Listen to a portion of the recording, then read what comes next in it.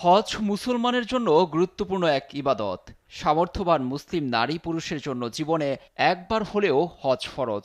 এবারও সৌদি আরবে আল্লাহর দরবারে হাজির লাখ লাখ মুসল্লি। তার মধ্যে আছেন লিবিয়ার যুবক আমের মাহাদি মনসুরও।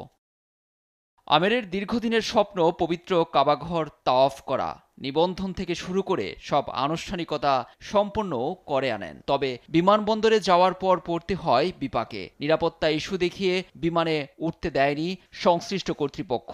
এ সময় নিরাপত্তা কর্মকর্তা আমিরকে সান্ত্বনা দেন, কিন্তু হাল না ছাড়া লিবিয়ার এ যুবক বলেন বিমানটি উড়বে না, ফিরে আসবেই, আর তিনি হজে যাবেনই। ফ্লাইটটি ঠিক ওড়ার কিছুক্ষণ পর দেখা দেয় যান্ত্রিক ত্রুটি, আবারও ফিরে আসে। এ ঘটনায় দুনিয়া জুড়ে সৃষ্টি হয়েছে আলোড়ন। গালফ নিউজ ও ইনসাইট অফ হারমাইনে জানা গেছে, ফ্লাইটটি ফিরলে সবার চোখ কপালে উঠে যায়, কিন্তু পাইলট দরজা খোলেননি, আবারও তাকে ফেলেই উড়াল দেয়। অবিশ্বাস্য ঘটনা এই যে দ্বিতীয়বারও উড়োজাহাজটি মাঝ আকাশে দুর্যোগে পড়লে ফের ঘোষণা আসে অবতরণের। এবার পাইলট বলেন আমের না উঠলে বিমানটি আর উড়াবেনই না তিনি।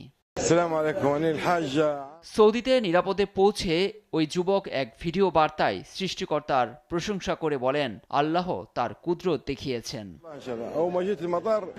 লুৎফর কবির, নিউজ ডেস্ক, দেশ টিভি।